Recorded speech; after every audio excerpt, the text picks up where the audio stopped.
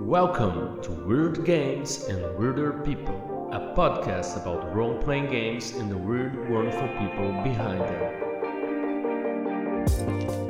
Hello Weirdos, this is Diogo Nogueira and today we have another very special guest. Her name is Marcia B. She's a very prolific blogger. She's also a scholar of old school style gameplay. She studies this stuff a lot, and she's also a game designer who has published various resources for old school style gameplay and her very own retro clone called Fantastic Medieval Campaigns. And in this chat we talked about old school style gameplay, original Dungeons and Dragons. We talked about the creators that we admire and we're inspired by, how she has this weird relationship with gaming. She loves casual gaming, very low prep, very commitment, and how she studies old school style gameplay with a lot of depth, and she's very passionate and very serious about it, and studying how things work and how things used to work and how people see the OSR and the various styles of gameplay that are attached to old school. And we had a very interesting talk about how we get to these ideas, how the social structures affect gameplay, how art influences, and how she's really inspired by her peers and her friends. And we talked about very different kinds of game and how we incorporate that in our lives. And it was a really lovely chat, and I hope you like it too. Take a listen. Marcia has a lot to teach us, and I hope you like it. So let's get weird with Marcia B. Oh, hello, Marcia. Welcome to Weird Games and Weird People. And first of all, how are you doing? I'm doing very well. I will say for the audience that I've been a little bit sick the past couple of days. My voice is a little bit out of whack, but besides that, I'm doing very well. My baby is being crazy. I have a cat for those who don't know, and I'm just chilling here. How about you? I'm doing great. I recorded an interview earlier today with Hodag, and we both spoke highly of you and your work and everything you do. And Really it's sweet. been great. And first of all, Marcia, yeah, he thought that we had a great chat, almost 2 hours of this. Oh, wow. Yeah. And Marcia, for people the weirdos that listen to this, maybe don't know who you are or the work you do, and I really like for guests to come here and to use their own words to introduce themselves and talk to who they are, what they do, and if you can share with us a small weird detail about yourself, maybe the way you drink coffee or some ritual you have, or I don't know, any kind of quirk that you might have. Totally. So, what do I do?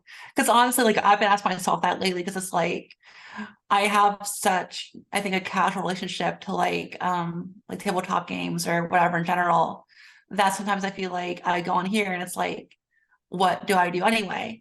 But I feel like my whole thing is just I like to sorry, let me think about this really quickly.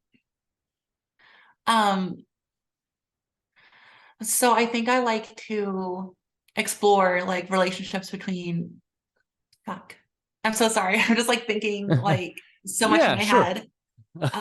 Yeah, let's just slow down. So first of all, Marcia, can you tell us who you are? Just this, and then we go to the other two. Sounds good. So basically, I'm a blogger. I'm from Texas, which is a fun state to be from in the United States.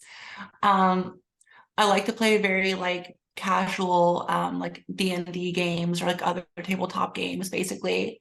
And I feel like my angle in that is basically the casual angle where it's if I want to play with minimum effort with low stakes, not having to worry about huge commitments and just focusing on what's important part to me, which is hanging out with friends and enjoying your time together. That to me is, I guess, how I come into this space, basically. Wow. And for someone that has this view on the hobby, which is very healthy, and especially for us that getting older and have other responsibilities, having a game that you can just for a couple of hours sit down, play fast, and do something quickly, and not have to spend 3 hours just planning your character build. It's fantastic, and it's one of the reasons I like the games that I like. But you also, for me, you seem like a scholar of these games. Like your blog posts, you go deep, you analyze a lot of things that are happening, and how they are using to play in various editions, in various kind of that post you made about the death of OSR or whatever. Like you explain a little bit of all the factions, all the phase of it, and you really know a lot of what you do, and it's kind of, for me, kind of contrast with this casual thing, because you really go deep and you really seem passionate about this. And can you tell us a little bit of this part of what you do, like the work you do as your blog? It's you get deep into D&D and fantasy gaming. Yeah, and also thank you so much, by the way. The way that I think about it is that I have a background basically in two main things. One is like computer science, mathematics, that sort of thing. And the other is like in classics, so which is like Greco-Roman literature, whether that's poetry, history, or just prose, generally speaking.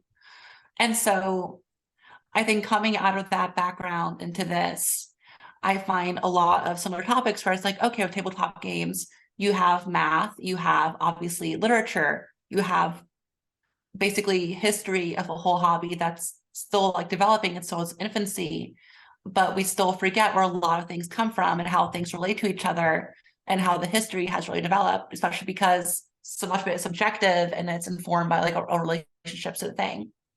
And so I feel like as a result, sorry, my cat is trying to slap my hands. I feel like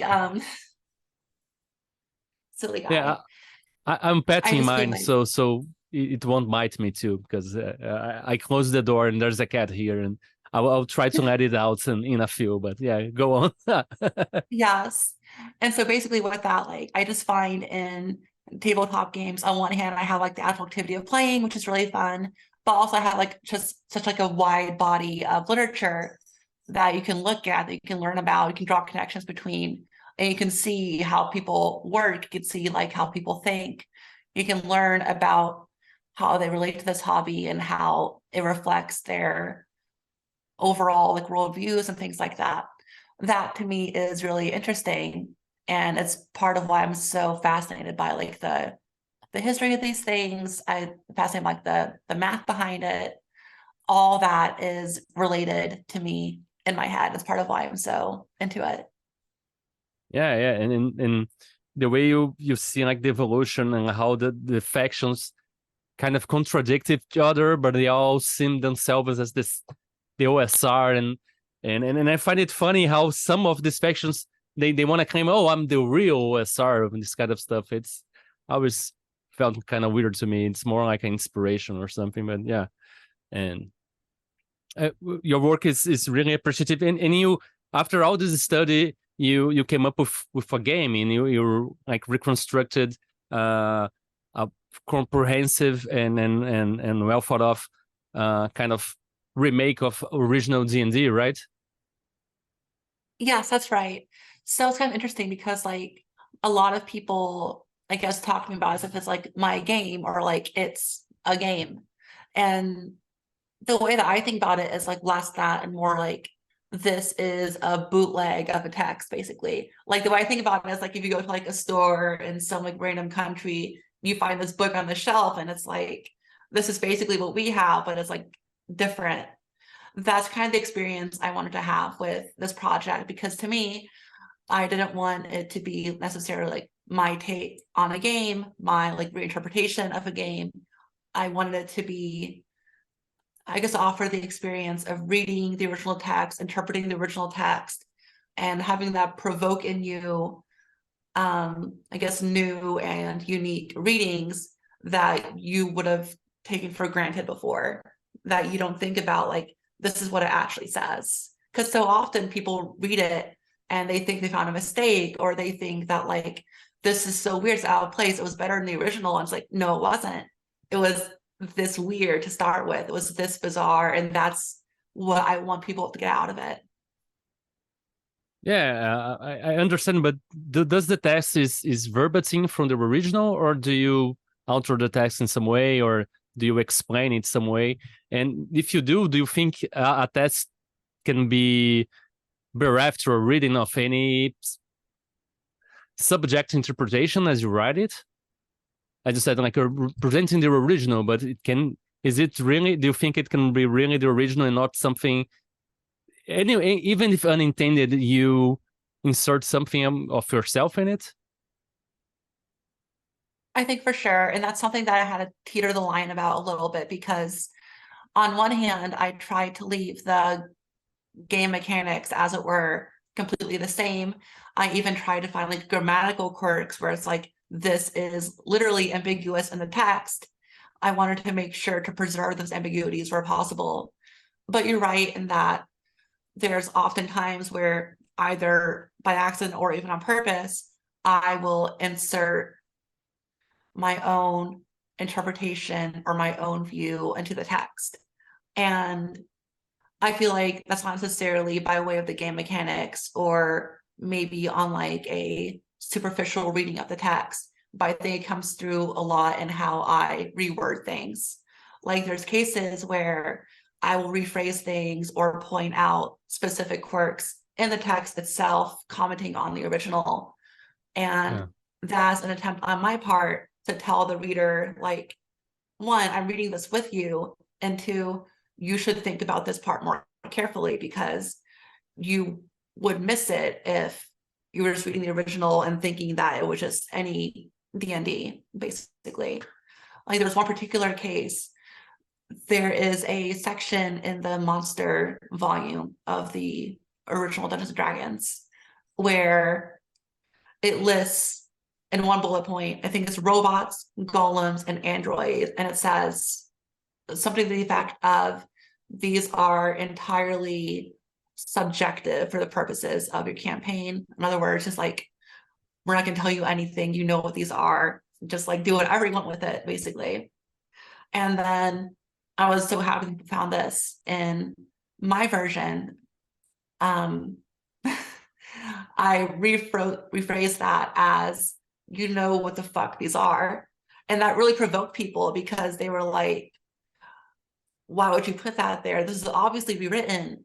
But then if you compare the two, you see that substantially it's basically the same thing. It's just as unhelpful and as like stupid as the original, so to speak. It's just I'm pointing more specific attention to that within the text itself. Yeah, but do you really think that's unhelpful? In some ways, I think that can be even helpful, because without a real explanation, each person that will put this in their games can imagine something completely different, and not something like as today the mainstream fantasy games, when we think about orcs and dwarves and every stereotype, every archetype, they're always kind of look the same. And when we leave it open, especially in something that's it's in the subconscious or in the imagination of everybody, but everybody can have a different view of it, because it's not so common like an android in a fantasy game. Everybody will know what it is, but I think everybody will imagine it differently. Exactly.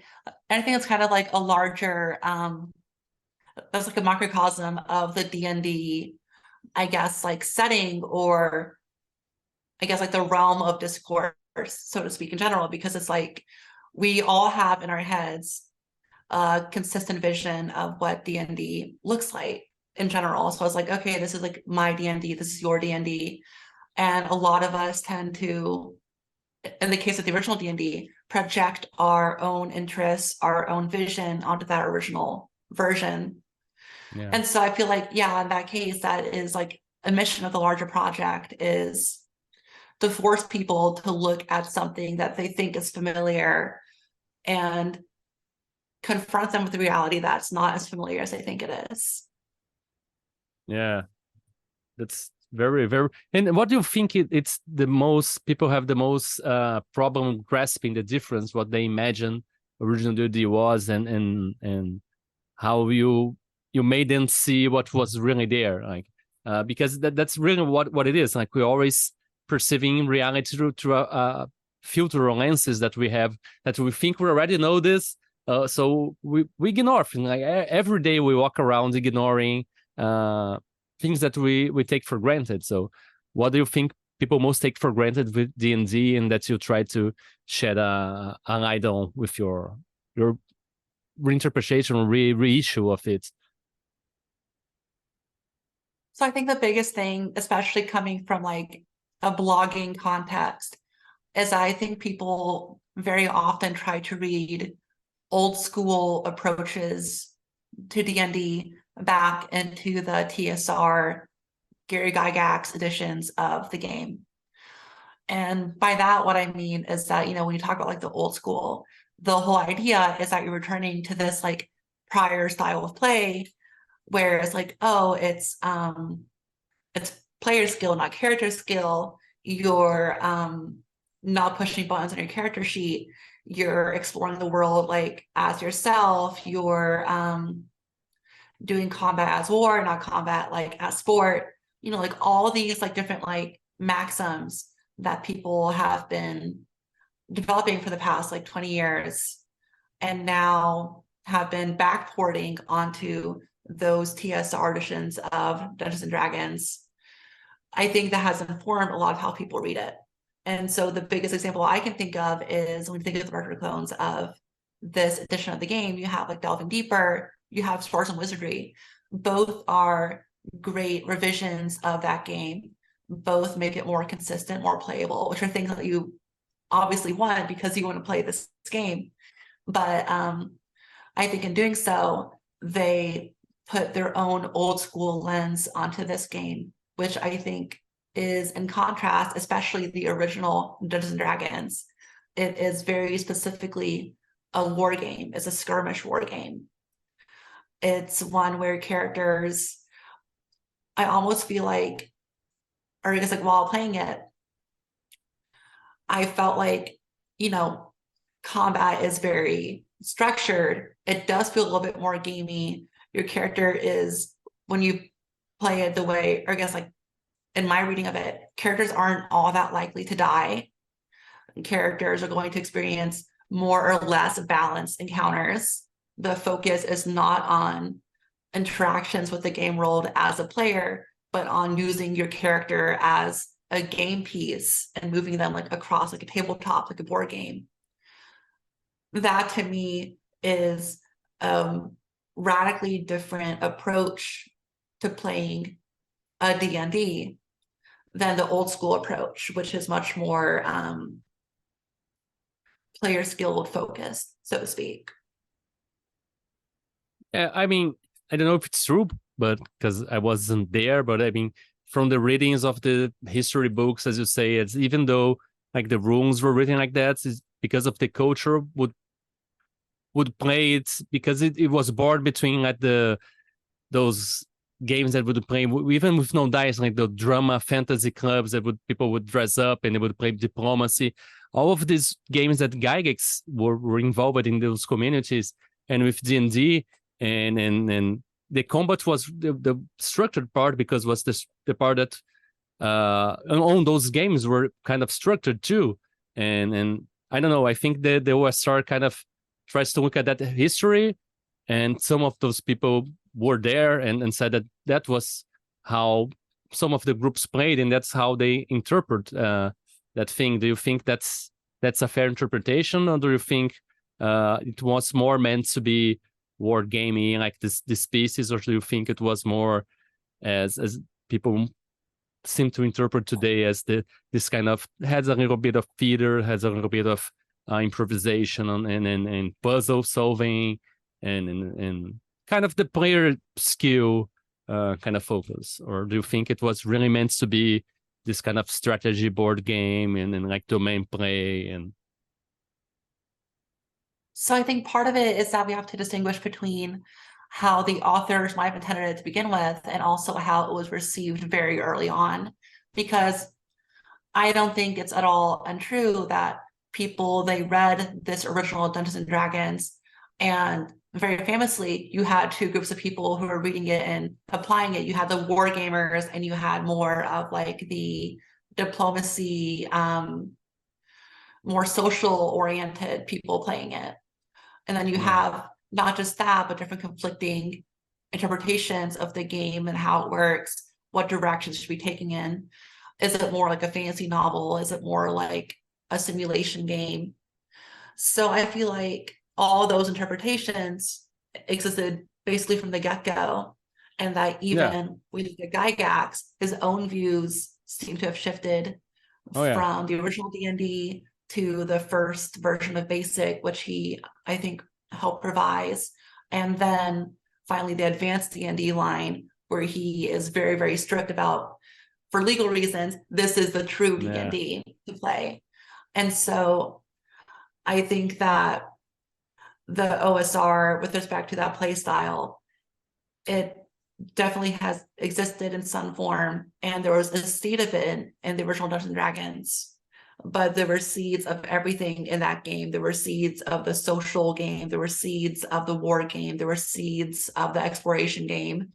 But because of how ambiguous it is, because of how many gaps there were to fill, the way in which someone takes this book and applies it to their game depends a lot on their own orientations and their own interests and that kind of thing.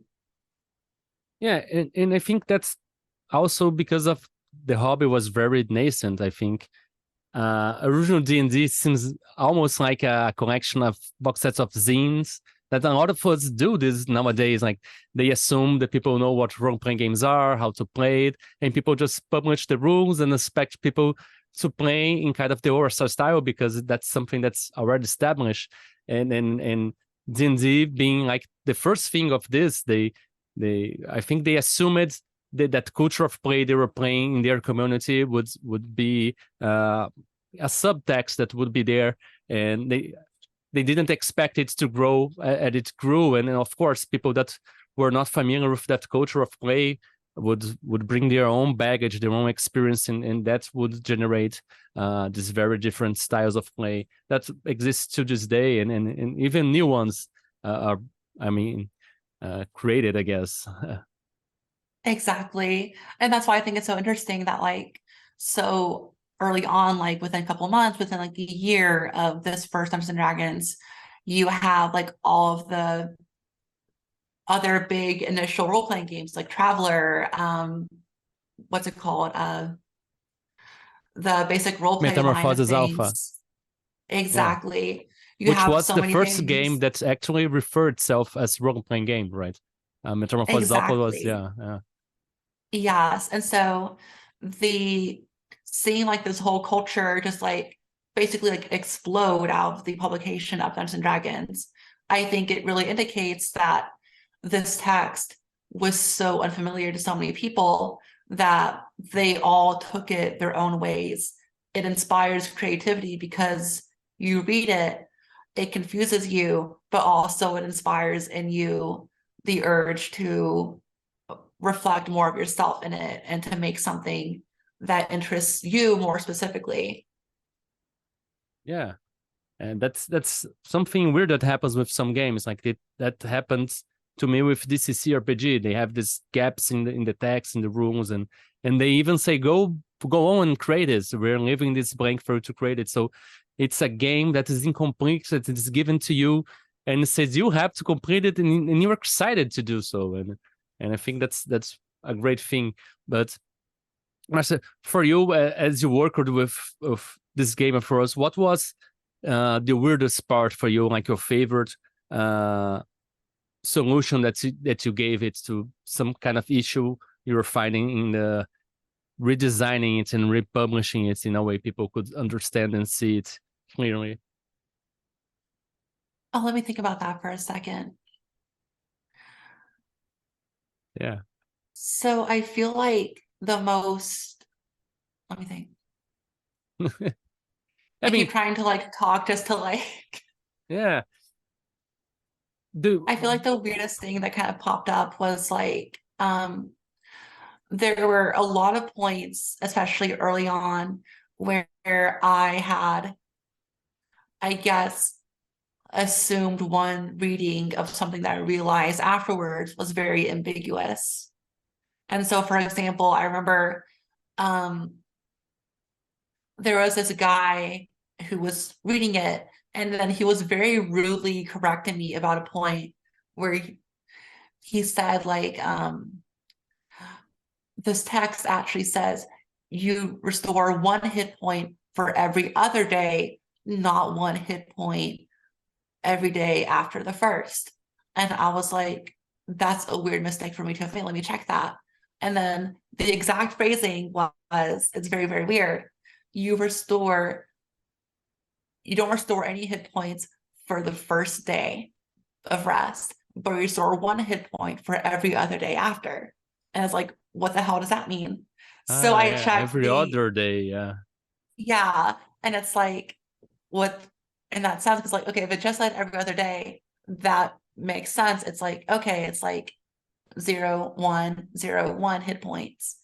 But it made it sound like almost like emphatic, like not on the first day, but for every day after that. And so I was literally checking like all of these like forums, and it turned out that was for some reason a contentious point, and people reading and playing this game was like, what does this mean? And people were like, no, it's so obvious to read it one or the other. And I'm just like, okay, well, there you go. There was like that was an issue. There was it's called the percent and layer attribute of monsters, where it's just like a percentage that each monster has. It's kind of funny with the aforementioned the golems, androids, and robots, just self-explanatory thing. I use that exact phrasing to describe the percent and layer attribute, because if you're reading it and you're looking at it in the original version, it's not clear at all what it actually does necessarily. Some people think that like it's the percent chance that when you encounter this monster, it's going to be in its lair. Other people think that's how many monsters of the total population are inside the lair. Yeah. There's readings that make more or less sense, but I feel like generally speaking, it's an ambiguity that forces you to have to make your own decision about how to read it. And I think that's really interesting. And it forced me to kind of be a lot more, I guess, aware of things that I was making assumptions about or accidentally reading into it, rather than trying to replicate the ambiguities as they came. Yeah, I love this kind of stuff too, and especially the hit points thing, that's you can interpret it as you recover 1 after the first day every day, or 1 after every other day. And for me, are kind of almost kind of difficult levers that players and groups can choose, what they think, oh, I really want this to be like a gritty game, so my interpretation will be 1 hit points every other day, or no, I'm more forgiving, I'm 1 hit points every day. And I love this kind of stuff, and some of my games have this, but I have the impression that the average player don't like this at all. They want it to be very specific, or for you to be very specific that, oh, this is a difficult layer, or this is. But sometimes you create those unintentionally, and I think they're so great. 100%. And it's kind of Yeah. interesting because like I remember having I guess an argument with some people about it, because I don't like overly formalistic rules. Like I don't like where it's like, let's describe a whole scheme for like how timekeeping Yeah. works. Let's have watches. Let's have like, if you don't rest tonight, you're going to have such and such effect. Like that to me is much more complicated than like, you can move a hex a day and don't think about it otherwise. And it's interesting to me because it's like, I think the extent to which people either love over systematizing things or over formalizing things, they need like more of a framework to think about how to play, or they just want to not think about it as much, or they want more freedom to work within like various interpretations, like you're saying. I think it's interesting how all those different orientations to reading have produced, I think, different approaches to writing those texts as well. And I wish I don't know. I wish we just had more representation of different like approaches to that. And that makes sense because like Yeah. I read so many rule books where it's like Val must roll the d20 after doing this, and it's just like this isn't very compelling to me. It doesn't like foreground the things I'm interested in, and also everything is buried under layers and layers of like basically mathematical algorithms, procedures that it feels like it's taking away from what can I do, what decisions that I can make, how can I interact with this made up world with my friends. And that to me, I guess, is like my perspective on rule books, so to speak.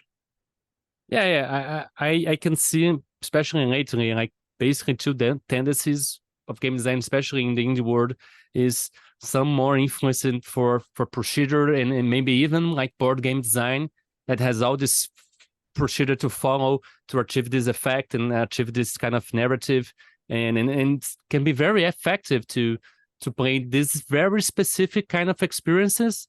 But if you want something, as you said, a little bit more free, that you can seek your own kind of experiences and want your own time to play it, it doesn't work as good. And there's this other approach that maybe it's something, as you said, to see the set of tools more as toys, as a lot of tools and something that you can play with and make your own thing, and maybe experiments, maybe leaving something behind to or interpret it this way or seen through another angle.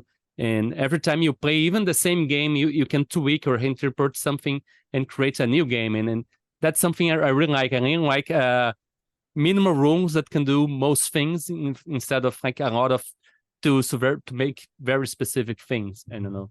And that's kind of the Exactly. way my games are taken. Like I take a little bit of OSR, even Fate, because I think Fate is very free form, and it's something that I try to take in. And I think it seems similar to the way you're talking about design stuff, right?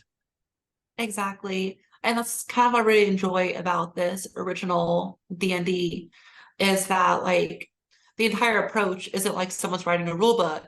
It's more like they're sharing their notes for how to do a Yeah. campaign. And so I enjoy this kind of very like flexible, free form approach where it's like you said, this is a toolkit of things that you can incorporate into your own campaign. Your campaign isn't an instance of like some platonic ideal of a game.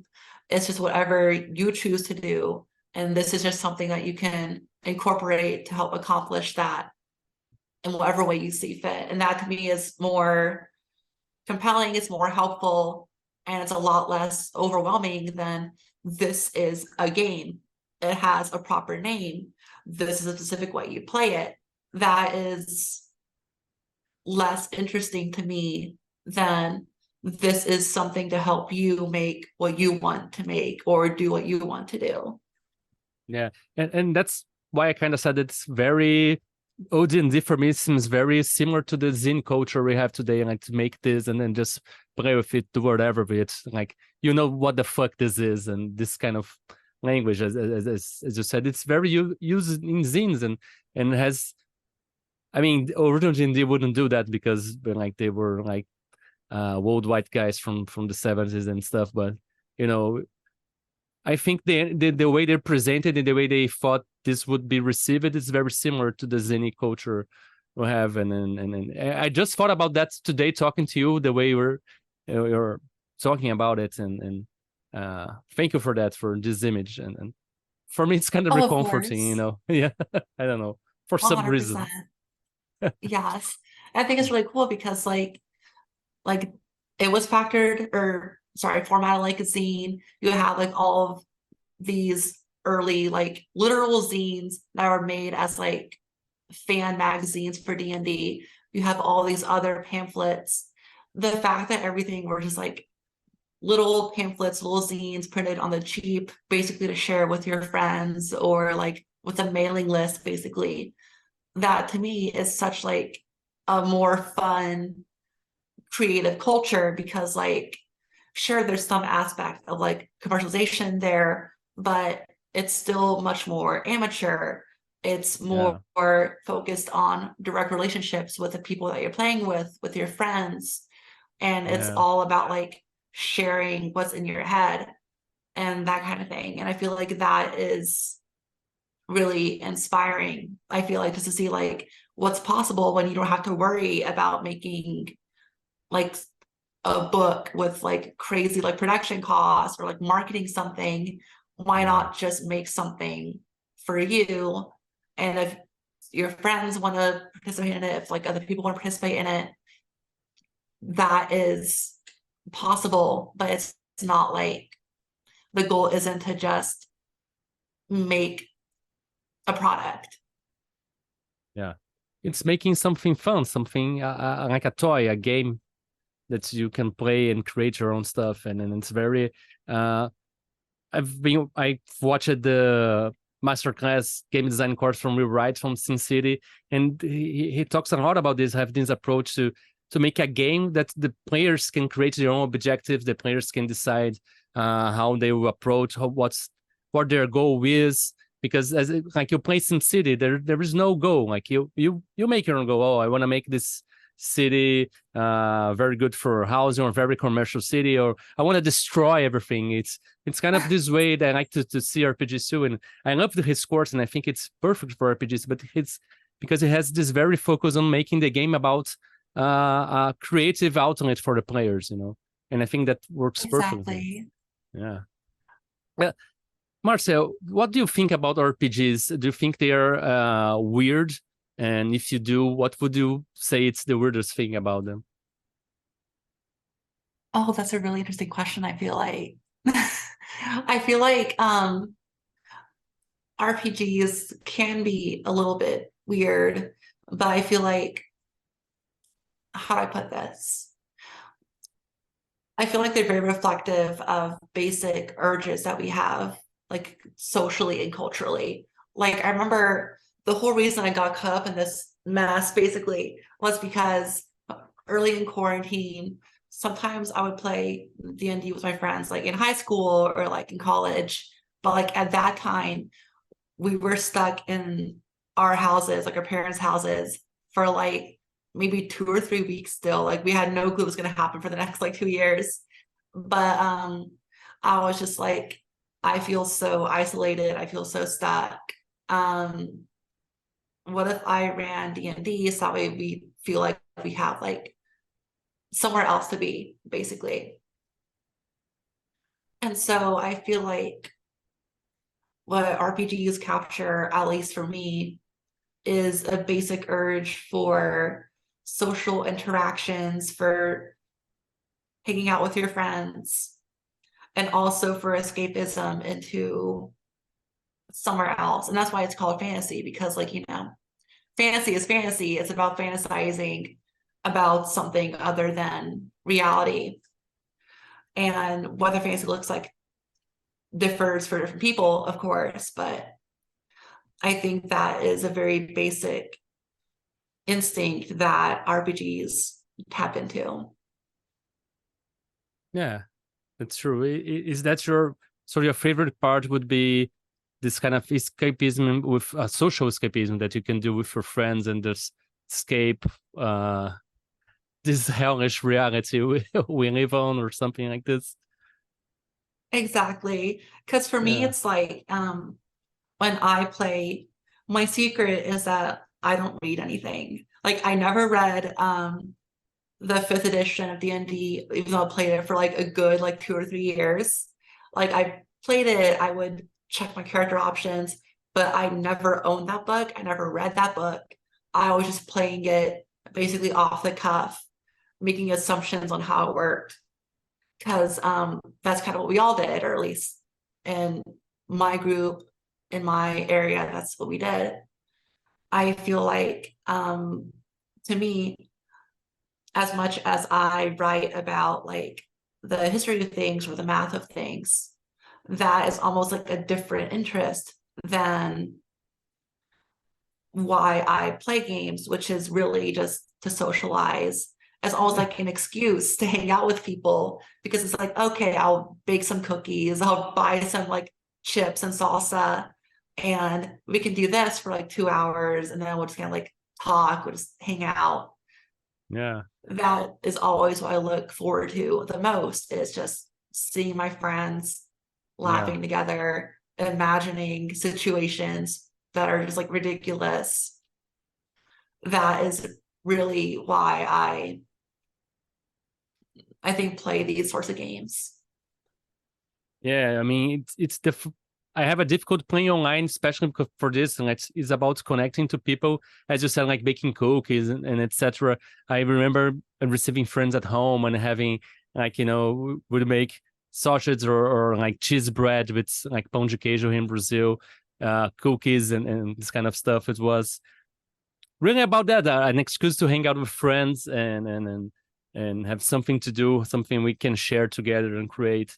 And yeah, it's actually one of my favorite parts too, and I miss it a lot. I'm always trying to maybe schedule some place to play, because online for me, I'm very easily distracted. Like I saw just my cat in there, just looking there. Oh, the cat, yeah. And the Oh internet is yes. like every time like a notification, anything can come up, and you remember something, and you open a window, and then you're out of the game. And for No, me, that's yeah, 100%. yeah, Like it's so and much more difficult, I feel like, because especially like Zoom or like Skype, or I haven't used Skype in years why I say that, or like Discord, like stuff like that. I feel like all of them, like you said, they're all a window on your computer. Eventually you will move to another window, and then it's just like you lose track of what's happening. It's just yeah, constantly distracted. They're not present with you either.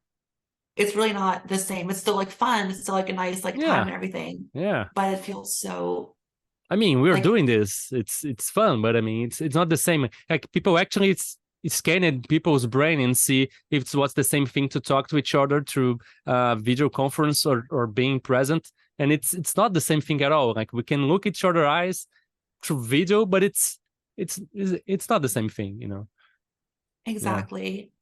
It's just a lot more, I guess, like isolating, yeah, and I remember both like early quarantine, and then like as I moved away to college, or if my partner moved away for like med school, stuff like that. There's something like deeply, it's like a blessing that you can like talk to these people so far away. But then it's like yeah, you look at them through the computer screen, it's like I'm not there with you. yeah, And there's just something like I think deeply disconcerting about that almost. yeah. Yeah, and more and more we're always moving through this, and I think some people actually prefer because they can use those programs like Fantasy Grounds and etc. And you see all the miniatures and the shadows and stuff. And a lot of people that used to go to this friendly local store here to play don't go anymore because they play D&D, and D&D you have all these maps and effects and stuff. So yeah, I don't Exactly. know. I'm not Yeah, looking forward to I don't know if it's still called one D&D or not, but I remember they're talking about moving a lot of the materials to be digital only, moving to using virtual tabletops.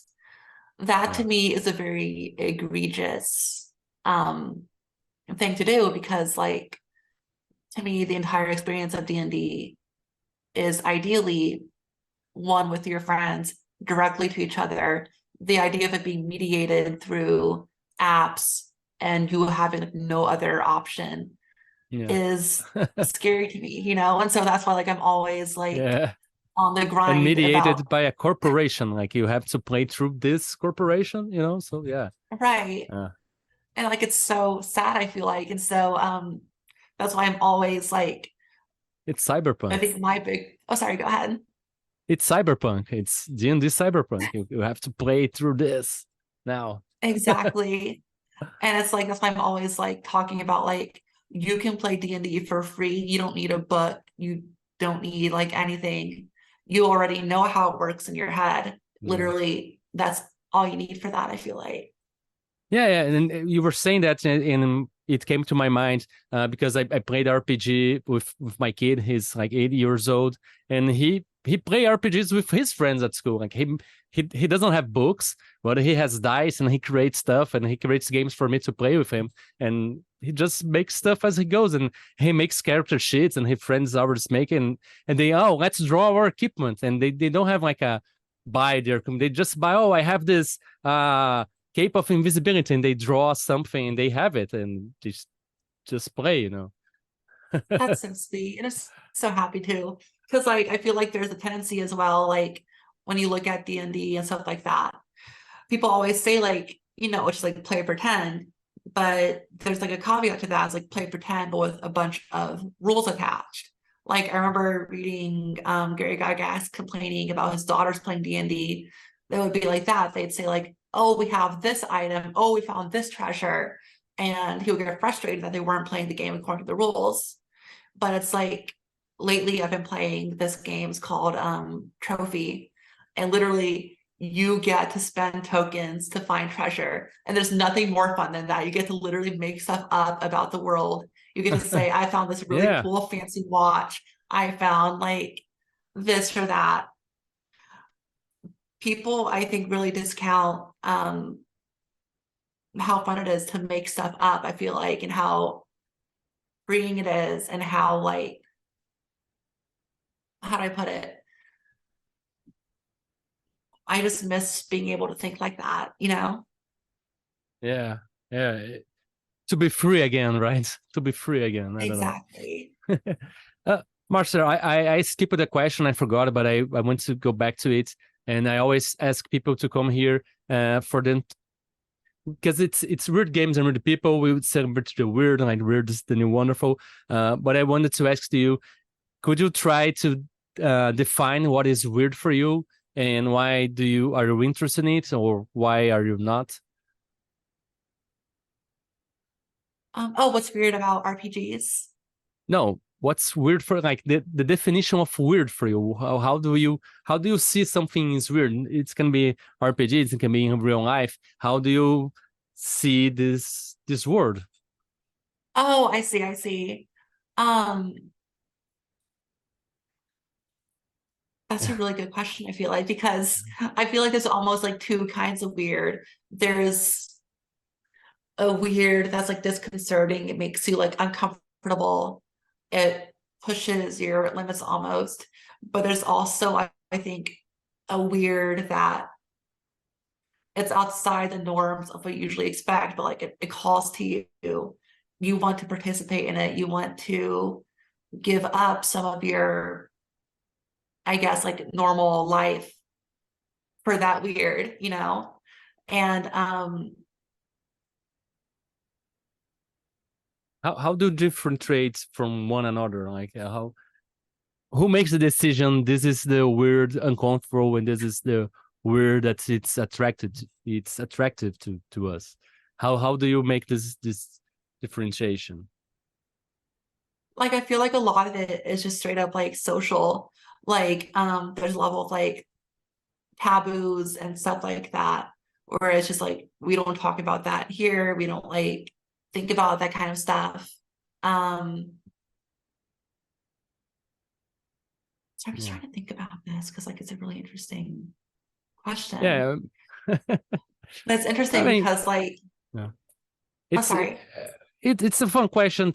We have fun trying to struggle with it. It's just fun to struggle with the question, I guess. And but it's a good definition. Like you see, like just two kinds of weird, and it's very good to see that maybe the difference between two is more social than intrinsically in their nature, you know. And then we are learning Oh, 100%. to accept the discomfortable and the disconcerting weird. More and more we're turning them in something that we can appreciate and maybe explore, you know. Exactly. Like I know something that comes up a lot in conversations in these circles is people often bring up, I think it's called Lamentations of the Flame Princess in conversation. It's like both a system but also like a series of adventures, stuff like that. A lot of the content in there I find like kind of like gross and upsetting. So like the bad kind of weird. But other people like they swear up and down, no, like it's really like neat, it's really like interesting, that kind of thing. And so I almost want to take back, well, are there really two different kinds of weird, or is it just very subjective? What kinds are icky? What kinds are like interesting or fascinating, tantalizing, that kind of thing? Yeah, I mean, there's always the question of then limiting yourself to harm you can do with the weird. And like we're always, it can be weird, it can be unique, it can be out. I think weirdness has a lot of being authenticity, being whatever the fuck that thing is, but also respecting the weird other person that's beside you, and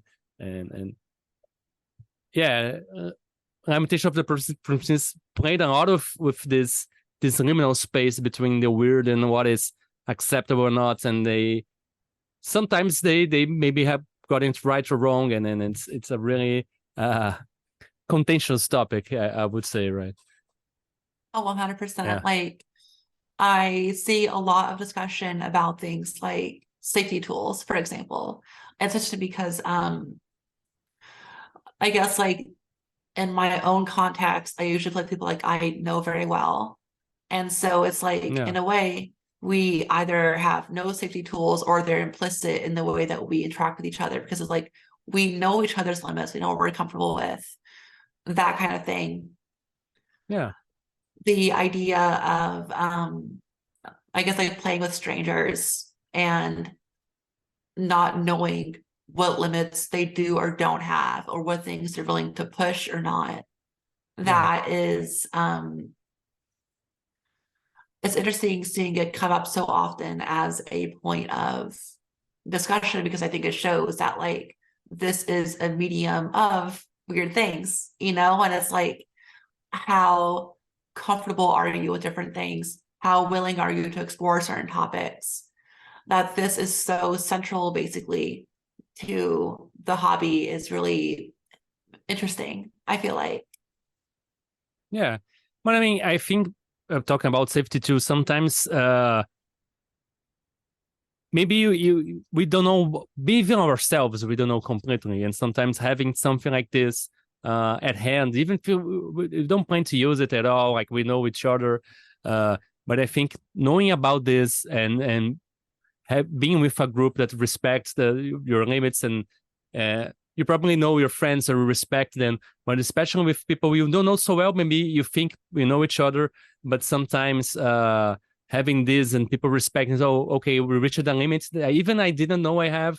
I think it's very healthy, and people should be more open to it because there's a lot of people say, oh, we know each other, we don't need this, but really, how well do you know yourself? Really, I mean, I've been Right. discovering things like this year, like every day. I'm going through diagnosis for maybe autism or something else. But I'm discovering myself until this day how I don't know if people can be really so sure about we don't need this, but knowing that this exists and having people that are willing to respect your limits, I think it's very important and healthy. And I wish more people would be willing to at least be tolerant to those things existing, because some people are really, oh, this is an outrageous. This is, I don't know, Exactly. And I feel like more than anything, it's just about like empathy, because Yeah, like it's yeah, not about like wielding the tools as weapons the way that some people think it yes. is. It's Yeah, it's ultimately not just about about like censorship. It's about self-preservation. And that's all that exactly is. Yes. and being able to like protect each other and comfort each other from things that could be hurtful, to say the least. Yeah. Yeah. And some people say, "Oh, that's just bullshit." But most of these people, I think they have some kind of trauma they can't admit, and so they pose themselves as really strong. But I think everybody can be vulnerable to these things and not be okay sometimes, and this can be helpful. And just pretending these don't exist, I don't think that's very helpful. But yeah, I think it's part of Exactly. the culture too, unfortunately. But it's changing, and it will inevitably, like the dinosaurs, the meteors coming, no matter what. 100%. But yeah, like I always think it's interesting because a lot of people who speak in certainties about whether it's safety tools or stuff like that. So often it feels like they just have never been challenged themselves. Like I imagine that when it comes to safety tools, there's absolutely something that you could push them over the edge with, and they will feel offended, they'll feel hurt. But because it's in the context of the way they play, in the context of what they usually do, they never think of those things as being potentially that for others. Yeah. I think that's kind of the central thing is like, can you empathize with other people? Yeah. Do you understand that there are things that are unsettling, harmful for other people that might not be for you? Do you know the very things that you are pushing, that you're talking about, that kind of thing? Yeah, but for me, I kind of feel they don't even sympathize with themselves because maybe they grew up with, hearing, oh, are you gonna cry about this? This is silly. You don't have to be upset. Why are you crying? Like we grow up with that. Like I feel it all the time. Like sometimes I get emotional and I cry and I started apologizing, to my wife and kid, and then I have, oh, why am I apologizing? Like real. Some people grew up saying, oh, you can't feel emotions, you can't feel scared, you can't feel discomfort, and I think that maybe some kind of this ingredient to it too. For some people, like they think it's silly for others to feel emotions because they feel themselves can feel this kind of stuff. Exactly. Yeah. I think it's really interesting because of that, because like it's not that they don't feel emotions, because like even as you're talking to them as a parent, Yeah. that they do. They just have to rationalize Yeah. everything under the But guise it's of like yeah. objective. Yeah, they can feel anger because anger it's powerful. They rejected all emotions that would be perceived as a weakness. I think that's the main point, right? Exactly.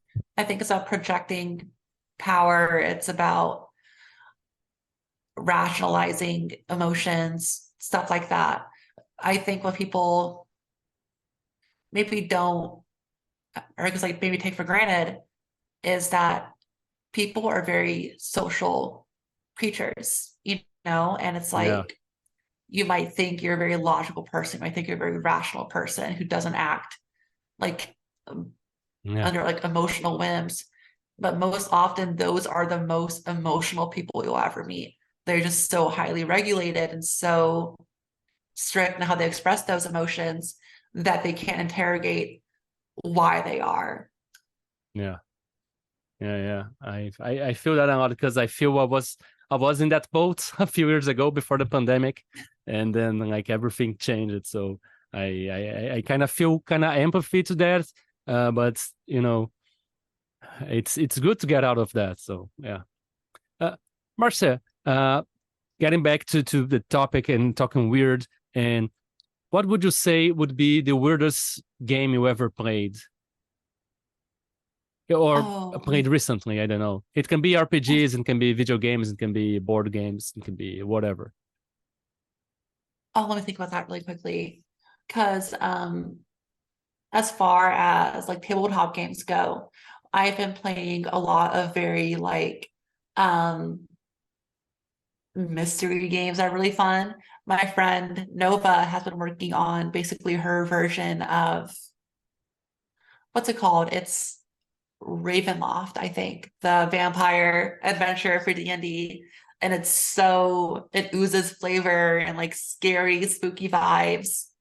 Um, it is very weird in some senses in a very fun way. But I'm trying to think, because like to me, um, there was kind of like a weird aspect of it where it's like, I don't know if it's because I trust you too much or because like I'm just so chill right now. I wasn't ever feeling really scared. I was just mostly seeing like what would happen and like interacting with the characters and all that. I feel like it is very good, by the way, to be clear. It's very, very, very good. Um, but something like truly weird. But it can be weird and Oh, still feel comfortable. I mean, We are Oh, that's people true. we identify with the weird because we like weird things that most people don't like. We're fantasizers, we're world builders, we analyze games that people pretend to be elves. So weird can be comfortable for us, I think. So that's no problem at all. Oh, 100%. I'm just thinking like also like I appreciate you broadening the topic like outside of RPGs because like I like thinking about like outside of that as well. Oh yeah. But well, if here it's most about things outside of RPGs. Like, I want to ask you about artists and people that influence you that are outside of the hobby too, and explore things outside of it. But yeah, and even games. Like if you weird games you play that's different from RPG, it's great. Yeah. So one thing that comes to mind, I think I'm very late to the party on this, but I played this video game called Disco Elysium. It's this really, really neat. It's like it's a video game RPG, but it's not like a combat one. It's largely like a social RPG where you're investigating a murder in a small town that's related to like union strike politics and stuff like that. And there's a lot of existential dread in there that serves also as a metaphor for larger like social dread about the failure of communism, stuff like that. It's such Wow. a dreadful but also a freeing game, I feel like, because you're kind of confronting again this dread, this like grief, like loss, both personal and societal, but you're also kind of exploring like what is there left of me to become, or what do I have to look forward to. Wow. I Yeah. think I'm looking at my cat, sorry, but It's I okay. think that's the kind of thing that is very compelling, I think, to explore and investigate. Yeah, yeah, for sure. Is that for PCs or video game? What is it for? Oh, I play on the Switch, but I think it's available on like the PC and Cool, other cool. platforms too.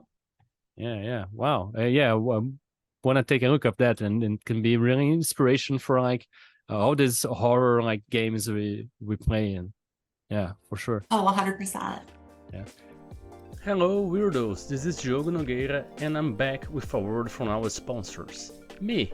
I just released a new game called Cosmosaurus, in which you play a dinosaur space ranger who protects the galaxy from evil threats such as slime bankers, undead pirates, and Cosmosaurus from a void dimension. It's a game with a runes-light system inspired by Forged in the Dark and Lasers and Feelings. It comes with a bunch of tables for you to generate content for it. If you know my games, they're really easy to play and they have tools to help you improvise and play with low prep. It's an ideal game for one-shots, short campaigns, and introducing new people to the hobby, and it's a really perfect family game. I play with my kids all the time.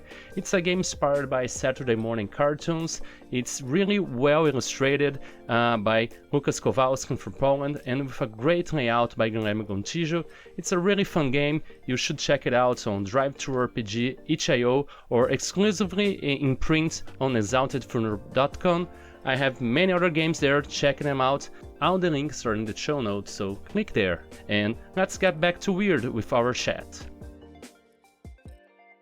And as we were talking about things like outside of the hobby or RPGs, do you have any kind of artist or like creator or anything like musician, anyone that inspires you that's outside of RPGs? So this is gonna sound, I guess, like not like a helpful answer because a lot of the people I look up to are just like my friends. Like ever since, as far as like I can remember, I've always been drawn to like artists, basically. Like I consider myself like not super much of an artist, but I'm so drawn to people who are artists. And so like my friends in middle school and high school, they were all like super into art, both like as like a craft and also because like they were so interested in it as a vehicle of personal expression, and especially like in finding themselves, because like, you know, when you're in high school, you're not the same person your freshman year that you are your senior year, and even to Yeah. college and all that. And so I guess seeing like how my friends changed, how their art changed with them, and how it's such like a conscious expression of themselves, that's always inspired me. And it's something that I've always been Yeah. like drawn to. I'm trying to think of as well as like a Do they particular. have their art available somewhere for the weirdos out there that want to check out to see, like your friends, they have a portfolio or anything that we could see like these changes, or no? Actually, yeah, I can actually ask one of my friends if he's willing to share Sure. his website, Yeah. because If I'm really if proud they of are, him. you He, send it, and I'll put it up there in the yes, show like notes. he's making this like cool library for I think it's CSS and JavaScript, where he's making some kind of fancy, I don't even know what's up with it, but he just makes these like really beautiful web pages. And on his site, he has one page for what he considers single aspects of himself.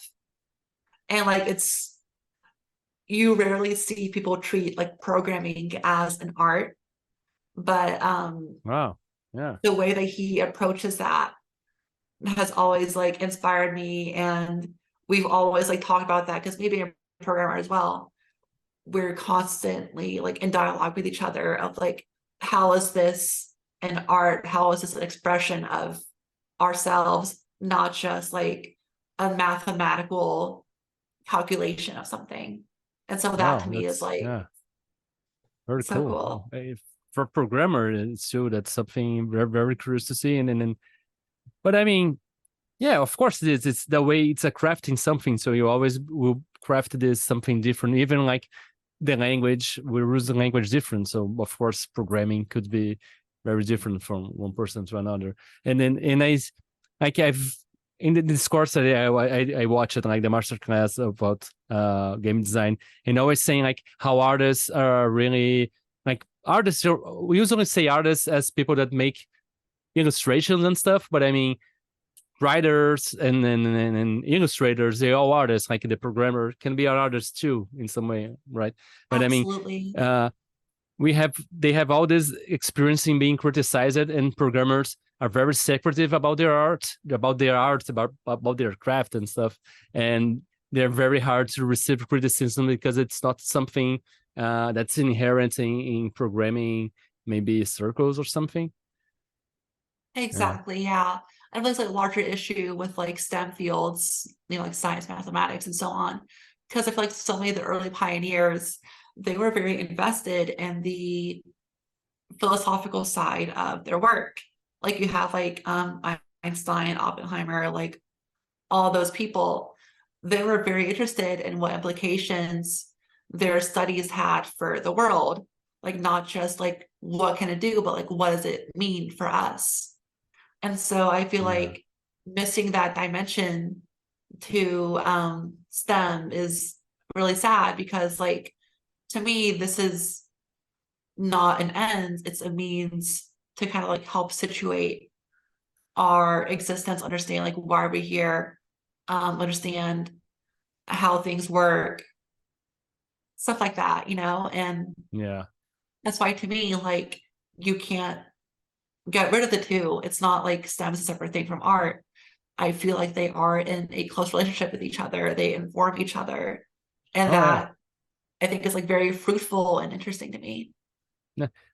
To be honest, I think everything is interconnected because we have all these problems in the world, and people like say, "Oh, to solve this, all we have to do is like build a wall or something stupid and simple for a very complex issue." Even economic and social, and people say, "Oh, to solving the drug problem, you have to prohibit drugs or something."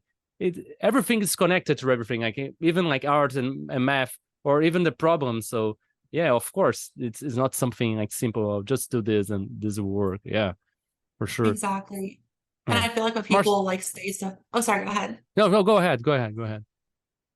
And plus, too, I feel like when people like say stuff like that, like whether like they're an artist, like denigrating math, or they're a mathematician denigrating art, or you're a politician saying, let's just kill the drug dealers or whatever. Yeah, I feel like more often than not, that points to,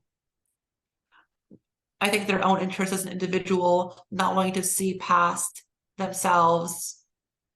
yeah, And I think just lacking an empathy for other people and like a general interest in how those things connect. If that makes yeah. sense. Yeah, of course. I think they're attacking their frustration instead of trying to solve any real issue, or even in most cases, unfortunately, they're trying to take advantage of some vulnerability and trying to get something out of it, unfortunately. But yeah. Marcia, now talking a little bit things more personal and talking about maybe weird experiences you might have had. And first of all, a new question I'm asking some people is that how has your year been? How weird has this year's been for you? Like since the pandemic, as you start saying, like quarantine and stuff. Wow, even just this past year has been Yeah. a lot for me personally. I graduated school and I basically reset my life, moving away from my family, living in a big city now, um, making Where are like new you? friends, stuff like that. What city? Oh, so, What city did you go? oh, it's okay. I'll keep that No, private. what? Ah, okay, yeah, of course, yeah, But basically since then, it's been very strange because it's like I feel sort of, on one hand, I feel more free than I was. I feel like more I can live how I want to. I can be the person I want to be. yeah, But it's also like weirdly like isolating because it's like um I've cut myself off from my family. They they think they love me, but they love an idea of me that doesn't exist. mm, And then because of that, it's like, what is there to go back to? But then, like, what is there right now? And part of that I yeah, feel like is on me. It's like I have to like keep establishing something for me here. I have to like um find new friends. I have to like enter new social contacts, stuff like that. Learn how it is to be, I guess, an adult, and especially like a post-COVID world where everything's weird, yeah, but it's like isolating, you know? yeah. And this, I'm sorry for what you've been through, and something that I heard, and it makes a lot of sense for people that have problems with their families. That some people get attached to a version of ourselves that they feel they have more power over. They can control better, and they have difficult times to accepting that they don't hold that power over us anymore, and we are who we are, and that's scary. I mean, my own mother has really power, like she sees relationships as powers, and always this kind of stuff, and it's terrible, and I don't know. I'm sorry you have to go through this, but I'd like to say I empathize with that somehow. I mean, it took totally, completely different experiences, but as I was talking to everyone one day, as you shared this authentically and kindly, somehow disconnected, and I can see a little bit of this. I don't know if that makes any sense, but yeah, No, for I'm sure. sorry. Yeah. Isolation yeah, it's terrible. But how do you? What are you thinking about the city? I mean, big city. Most of the time it's more diverse. There's a lot of people. I mean, I love when I went to go to Gen Con, because I get a chance to go to maybe New York or something. There are so many different people, a very diverse environment with a lot of things happening culturally. And I don't know if you came from a small town and you went to a big one. So I'd like to see how did that change was good for you? Do you think you like it, the big city, or do you prefer something smaller? So yeah, basically, I guess for extra context, I went to college in not like a small town, but just kind of like a very like country, a very homogenous region of Texas, so to speak. And so it was weird feeling there because it's like if you're not a certain archetype of person, you stand out, you know? And so I guess like moving to a city now where it's like there's finally different kinds of people here. They're not just all like copy and paste this type of person. Um, it's been like a lot more, I don't know how to put it, like a lot cooler. I feel Yeah, like I remember meeting up with a friend. We went to have coffee at, I think it was a Yemeni cafe. And I had this really cool kind of coffee where it's like, there's no milk, there's no sugar, it's just herbs and spices. And then when you like smell the coffee, it smells more like tea than like coffee because of how like light it is and how like um fragrant, I don't think I said that right, the scent is. And it's experiences like that where it's like it's so cool finally being able to see like what world there is just waiting to be like found, you yeah, know? yeah. Yeah, yeah. I mean, I love people watching. I mean, I sometimes I would buy coffee and I would just sitting in a square, just watching all these different people in big cities. Because something I say about New York that I feel like there's almost people are like time traveling, because you see someone that maybe like from the 1920s, and then you see someone with all this like neon clothes, and maybe they came from uh 2200 or something, and it's fun because I don't know, it's really kind of inspiring for word building or creativity.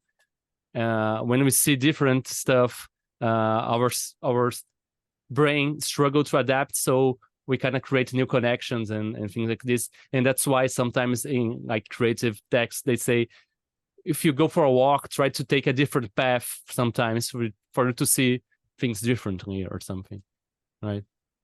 Exactly. And that's what makes me really happy, is like, I guess being able to appreciate those new experiences and find new things that I didn't know were like options or that existed, and like Yeah, um it's learning. for It's it's like the oh, even like the pleasure of learning, because you're having new experiences and learning new things are possible, right? And yeah.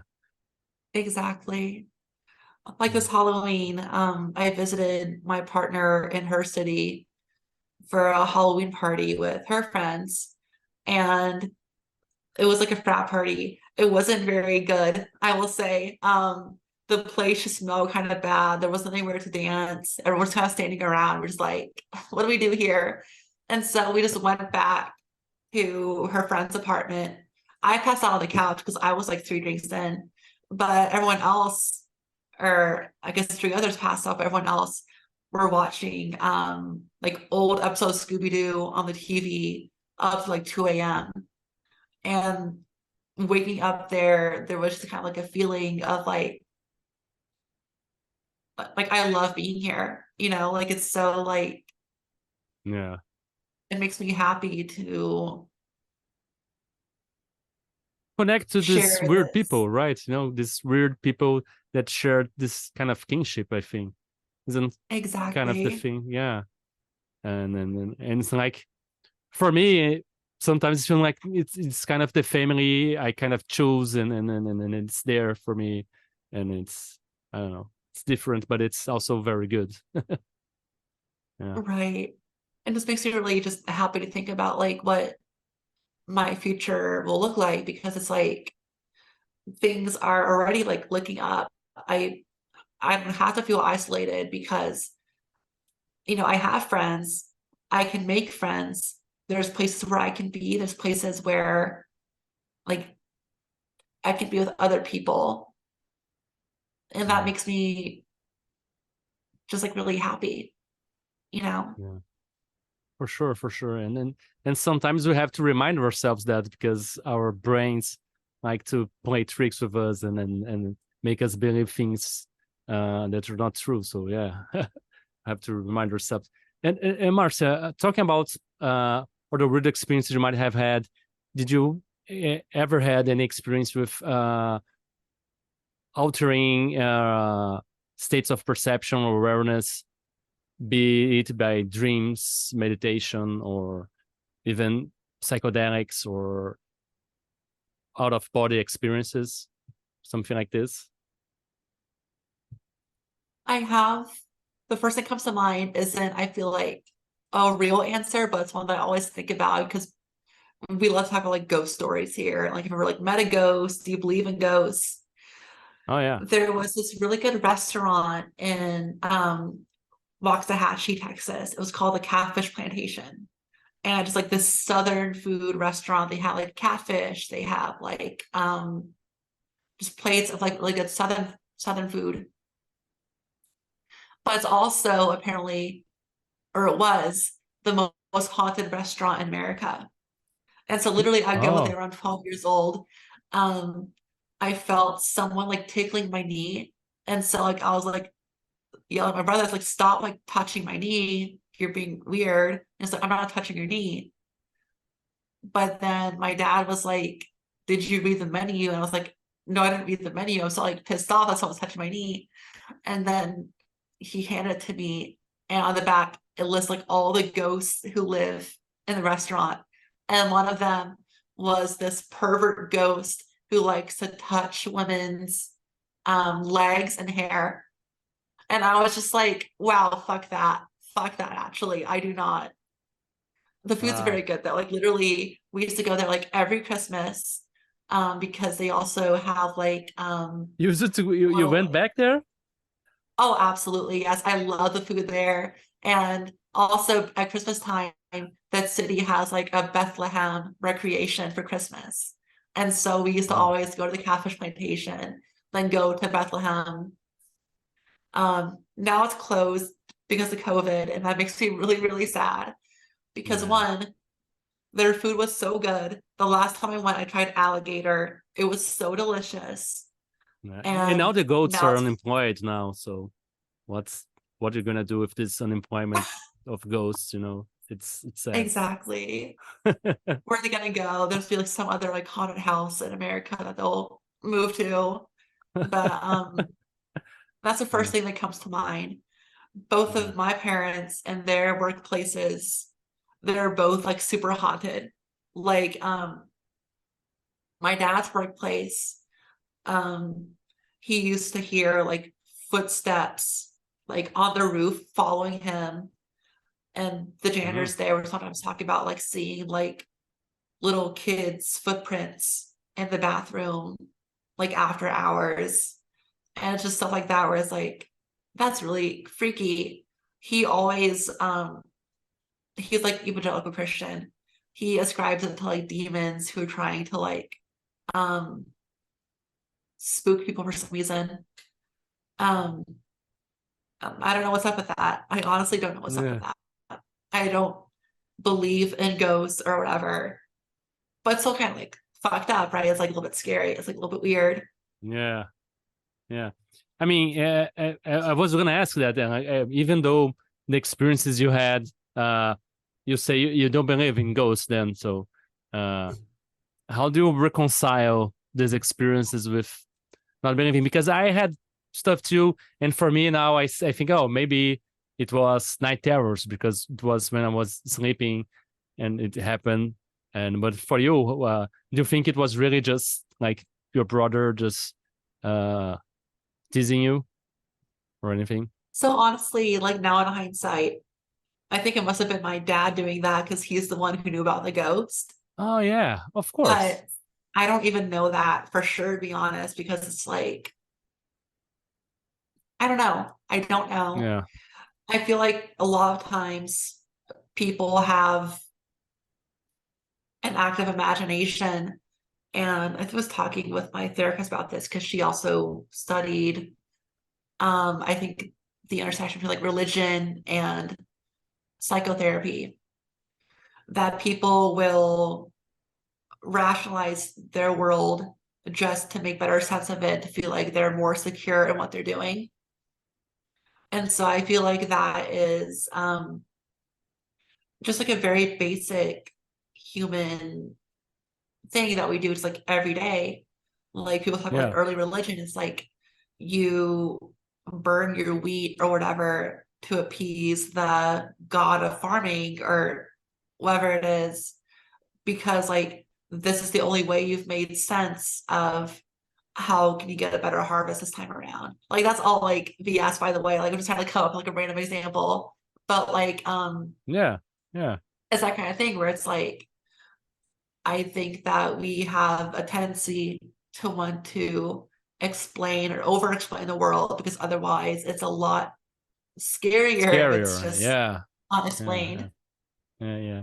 And we try to put a blanket over something and say, oh, that's this. So we don't see the face of the ghost. Like, we just see the blanket, and then we can see the shape. It's there because if we take the blanket out, it's what the shape is this? How big is this? How long does it go? So we try to put it in a box and then just forget about, oh, it's this box. It's in here. No, we don't have to look inside or something like this. Don't worry about it. Yeah. And well, we talked ghosts, and what about aliens? Do you believe in aliens, or have you ever seen a UFO or anything like this? Aliens.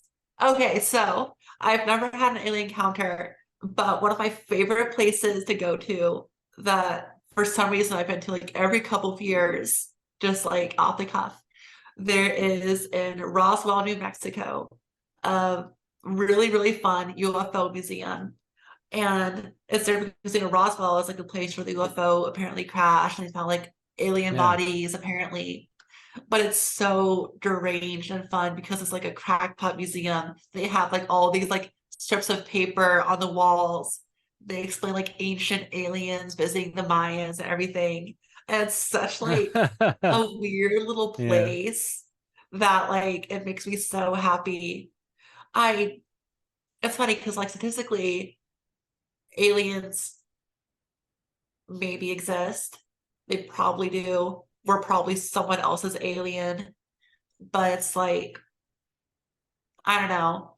I feel like the way that a lot of like UFO stories have functioned is to be very similar to like ghost stories. Like I remember I was just watching this YouTube show called, what's it called? The Mystery Files, I think.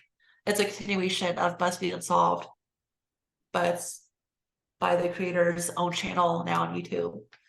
And they were talking about this phenomenon called, I think, the sky trumpets or something, where it's like throughout the world, sometimes these people will hear like these loud, like screeching metal sounds in the sky. And it's like, what's up with that? Is it like God? Is it aliens? Like, what's up with that? Yeah. And the most like rational explanation is like, okay, this is like the vibrations of an earthquake being carried through the sky, or it's like a lightning sounds being carried like miles away. But it's like that kind of stuff where it's like the world is much more interesting if it were aliens. Like I wish it were aliens. Like I Yeah. want to That's believe, true. as they say. Yeah, I want to believe. Yeah. That's a phrase I used in the episode before to talk about this. Yeah, for sure. And do you believe anything else? Like, do you are interested in any kind of weird thing else, like conspiracies or like cryptids or uh witchcraft or anything like this? That's something that attracts you, or you explore even tarot readings or things like this, or no? I feel like I'm so basic in this regard because like I was raised Christian. I had like a phase in high school where I was like reading up a ton about like Christian and Jewish mysticism, about like God's throne chariot, um, the creation of the world, like the infinite nature of God, like all that kind of bullshit and everything. Um, Yeah.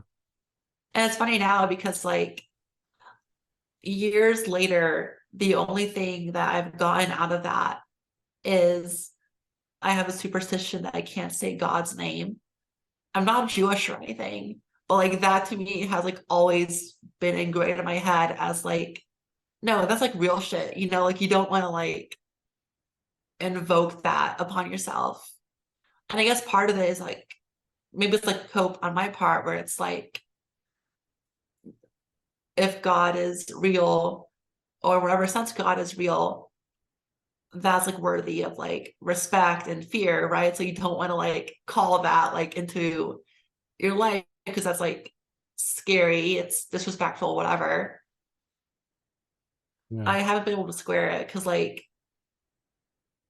I guess like recently it's like I've been more comfortable being like, okay, I'm an atheist, but like I've been raised in this culture, I might as well just like accept that as part of me rather than like trying to be like, rah, it's fake, it's bullshit, whatever.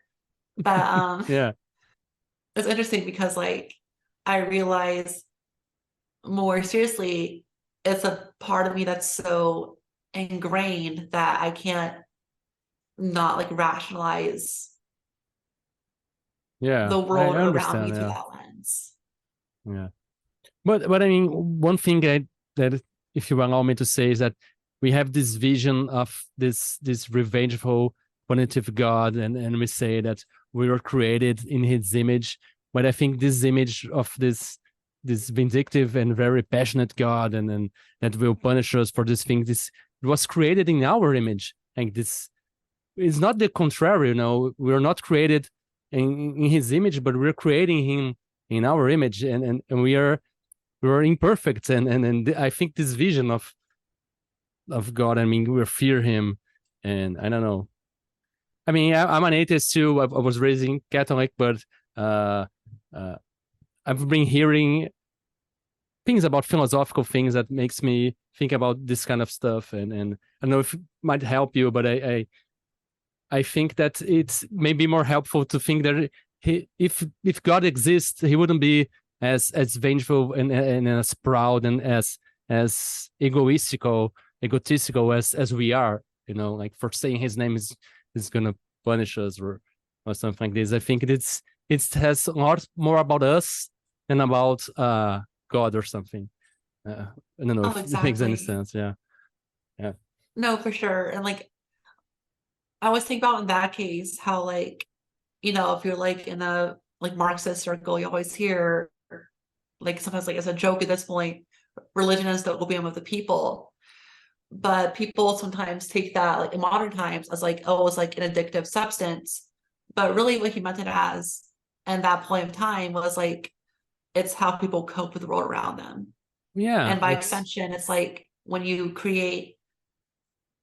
imagine a God who functions as like this punitive being who is on your side for some reason, that is ultimately a creation of your own. It's something that you wield against reality, I think. yeah, It's its own form of rationalization and all that. for And sure. so I think you're entirely right in that sense. Yeah, yeah. But I mean, this vision of maybe a punitive God is maybe why some religions get into so many conflicts because if my God punishes me if I don't do this, I certainly have to punish these other people because they don't believe in this punished God or something, and then that's something I don't know, dangerous. I think in some way. But yeah, uh, okay. Talk about something else, maybe. I mean, a great phrase I like to think about is that God is the name of the blanket we put over the mystery of existence. So we may be more able to talk about it. It relates to that thing we're talking about, like we're putting this box so we don't have to think too much about it, so yeah, something like Oh, this. for sure. Yeah. Like I remember growing up, there was a big movement. Maybe there still is, I don't know much right now, but there was like a big movement to be like anti-evolution and to have a very like literal reading of Yeah. the Genesis narrative in the Bible for how God created the world. And it's funny because like looking back at that now, their whole language is borrowed from science, which is really interesting. Like they accept natural selection, they accept like certain like language of like testing hypotheses and even like a methodology to how they read the Bible. Yeah. But something that I It- realized like as I'm looking like in hindsight is that really they were just appropriating that language to make sense of the Bible, because none of that is in the Bible. Like you read the Genesis thing, nothing about that really implies the reading that they're going for, but they all of a sudden have to reconcile this pre-modern creation myth with modern science and everything, and being challenged by the interpretations of an apparently like hostile atheistic approach to science. And I found that really interesting because it's like this feels like such a backwards way to approach your faith, I feel like. Because it's like, okay, either Genesis is true or it's not, but like if it's true, you shouldn't need to like resort to these like modern scientific methods to prove that's true, because like that seems like besides the point of having faith in the narrative. yeah. But I mean, for me, something that I always found it weird in this religion interpretation is how sometimes some stuff they take it very literally and they fall to the room, and some stuff they just, oh no, this just gloss over, like shrimps. You can't eat shrimps, but everybody just, oh yeah, no gays, but oh, let's eat this. And I mean, so it's not about what is written there. It's about you, and people can't admit this, and it's infuriating for me. It's not about what's No, there, and 100%. yeah, it's really a book about metaphors and about teachings of life, but they weaponize it to whatever, I don't know, interest or like prejudice they have, and yeah. Exactly.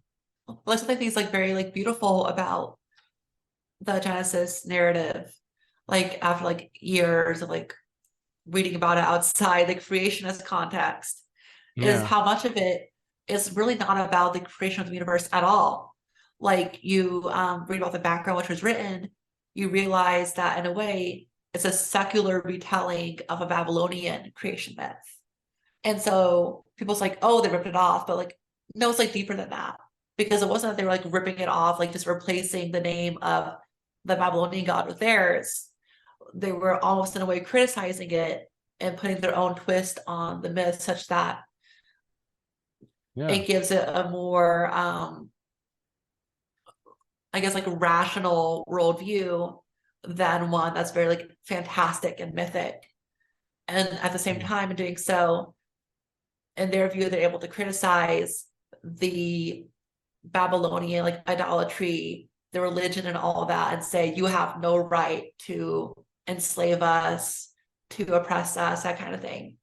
Like that to me is a much more interesting and worthwhile reading of the text than looking at it as this is just a creation myth. Because to me, it's so much more than that. It speaks so much more to like, or the interest of the people writing this. Why do they want to say it this way? What do they really mean to say? What do they want people to get out of it when they were reading it? Like that to me is so much more like beautiful almost than this happened, this happened, this happened. I really don't think that's what they were going for. It's talks a lot about, it says a lot about the quality of reading. I'm reading a book called How to Read a Book. Incredible.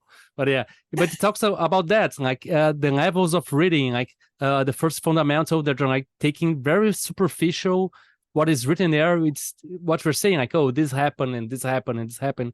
It's very, very superficial.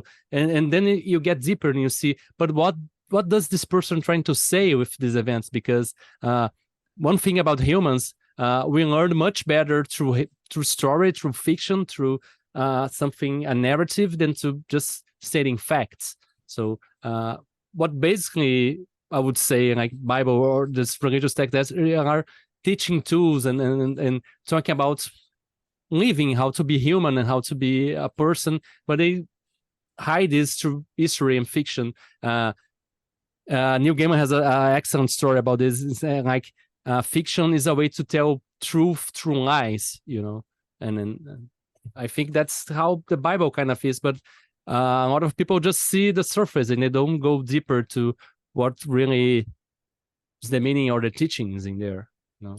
Exactly. Yeah. Whereas it's like, I don't know what you really get from it if you're not looking deeper into it, because it's like, that's, I think, where the real substance is like, what meaning is there? What is it trying to teach you? Not just what is it like telling you about superficially. Yeah. And well, my next question would be about exactly this, like religion and spirituality, or even philosophy that helps you and helps you navigate the world. And would you say that even though like we're atheists, but I mean the teachings of Christianity and the morals and the values of being a good person help you navigate life in some way, or did you find this guidance in somewhere else? So I feel like being raised Christian, it's like I said earlier, it like ingrained a lot of the worldview into like my brain. So a lot of like the way I think comes from that. But it comes like a caveat, I feel like, because the reason why I split with it, I guess like as like an angsty teenager or whatever, wasn't because like I thought, oh, this is full of BS, it's like all fake, but because I thought that the Christians, like living in Texas and seeing like how awful things were only starting to become by then, they didn't really believe in the Bible the way I thought you were supposed to, if that makes sense. Yeah. Like, my parents, because my mom especially, they lean very like almost socialist, so to speak. Like that's why my mom was always like talking to me about politics and stuff, because she's like Puerto Rican. And so like her lens of the world is through that. Like I remember her telling me when I was little that in the first Batman movie, Liam Neeson is the good guy because Gotham deserved it. And it's like, that's an insane thing to tell a kid, but like she's kind of real for that, you know? And so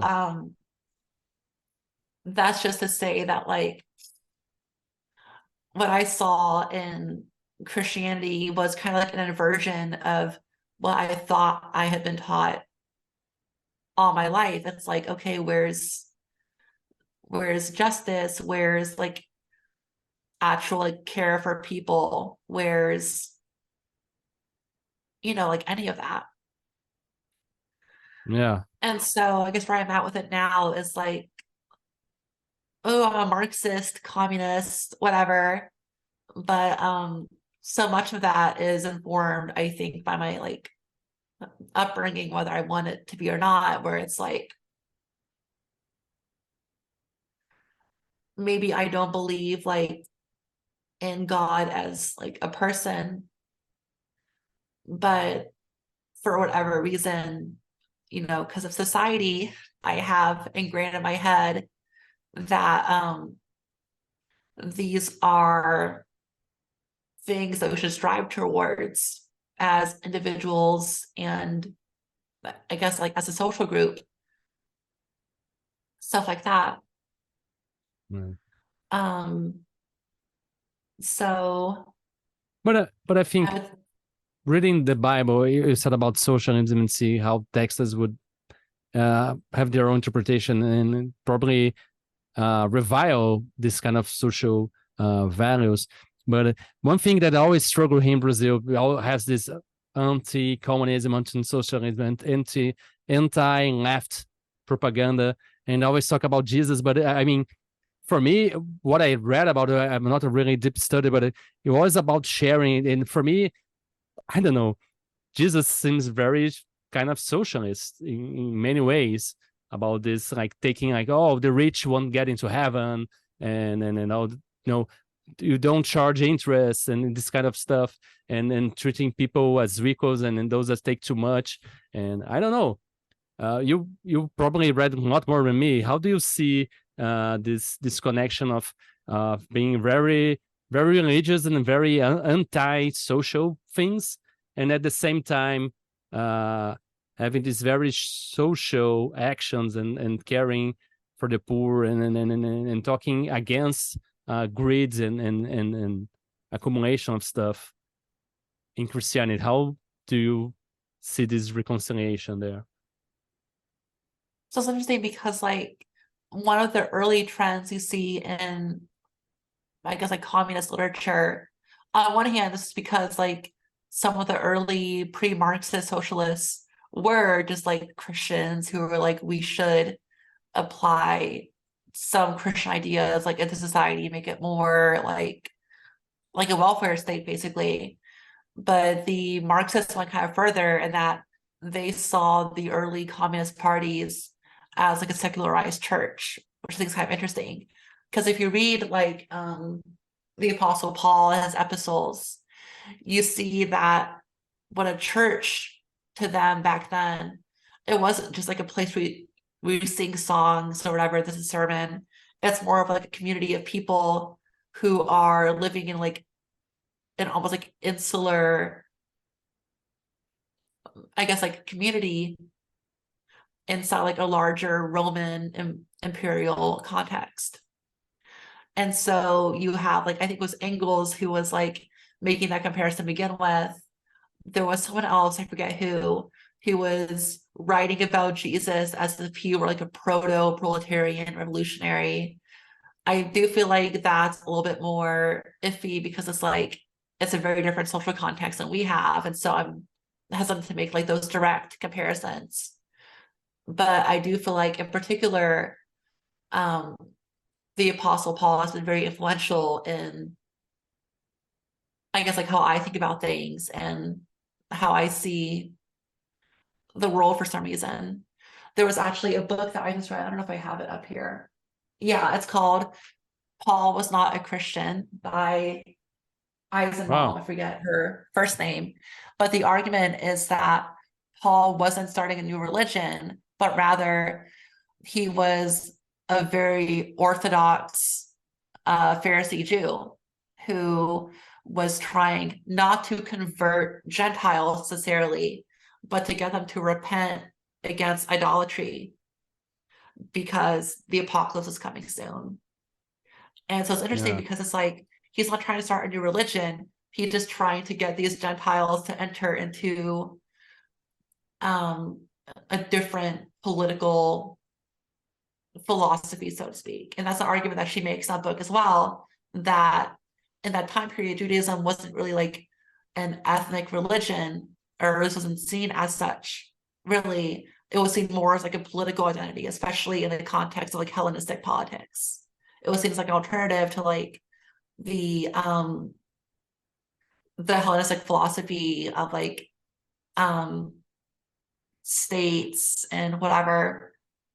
And so reading Paul in that context as like, this isn't someone like a heterodox, like heretic, or like he's the first Christian, but rather he is someone who is quickly trying to spread the message of there's an apocalypse coming. We need you to like switch to our side now, or else it's not going to be good for you. That's very interesting. But more than that, she makes an excessive argument about the role of monotheism and anti-idolatry. Because what she argues is that with regards to like Jesus and the Trinity and how that works in both Second Temple Judaism and Christianity, she says that the really important part both for Jews in general and for Paul in particular, was anti-idolatry, that they saw the evil of all things as being rooted in idols. And it's not just like the belief of an idol, but like the rituals surrounding them and how society is set up around idols, money being an idol, for example. Yeah. And so that to me is like a very compelling reading of Paul, because it's like, okay, it's not just about like God and the angels in the sky. It's about idolatry, and how idolatry isn't just an imaginary thing, but it's a social reality that's played out in real life that you can choose or choose not to participate in or to annihilate, basically. Yeah. And that's really Wow. interesting to me. Yeah, for sure. Yeah, Paul was not Christian. I'll try to get that in the show notes, and it's a I never heard about this, so it's a new way to see things for sure. Marcia, and now get into more like silly, whimsical kind of questions we do here. Like, if you could have any kind of superpower, what would you choose, and what would be the first thing you would do with them? Oh, that's such a good question. Okay, this is gonna sound very, very basic and maybe like a little bit lazy even. I wish that I could fly. And it's entirely because when I have to visit my partner or visit my friends, those drives are on the magnitude of hours, like 1 to 5 hours where I'm going. I would be so much happier if I didn't have to drive for 5 hours or wherever, going places. If I could carry my cat and just zoom across the planet, make it there in like an hour or less. Yeah. I would love that. And part of that too is like we don't have any trains here, I guess. So, like if there were like a train system, I wish we did, but if we can't have that, I wish I could fly. Yeah, for sure. Yeah, fly. It's also it's a very popular one. It's one that I like and I think for me it would be more about the sensation of flying, like to like the winds and maybe flying like the sunset or something. Would probably feel very good, at least in the beginning. I don't fly, so I mean the image in my head would be fantastic. I don't know. Oh yes. Like I imagine like the wind would feel like wonderful, and like sometimes like there's like droplets from clouds. I mean clouds. That's always like has messed with me, is that clouds are liquid. They're just like floating in the air because of density. And so what if you like fly through a cloud and it's just like you're drenched? That to me would be very, very scary. And like, oops, I messed up with that. But and probably so good, like anti-stress, like, oh, you're having this bad day, so no, just fuck this, I'm flying out of here and just and get out, and it would be so good. Exactly. That'd be so nice, I feel like. Yeah.